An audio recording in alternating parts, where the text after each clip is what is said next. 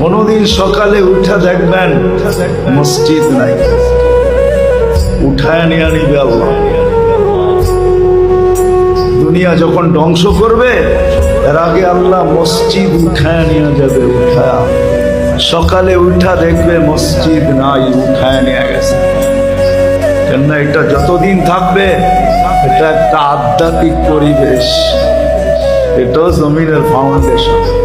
মসজিদ গুলা কিয়ামতের আগে উঠায় নিয়ে মুসলমান দেখবে একদিন সকালে উঠা দেখবে কোরআন পড়া আছে কিন্তু একটা অক্ষরও নাই, সব আল্লাহ উঠায় নিয়ে নেবে। তখনই পরিপূর্ণ সিগন্যাল আসবে এখন আমরা ধ্বংস করতে চলছি, যা তৈরি করছি তা ধ্বংস করে দেব। সত্য এটি।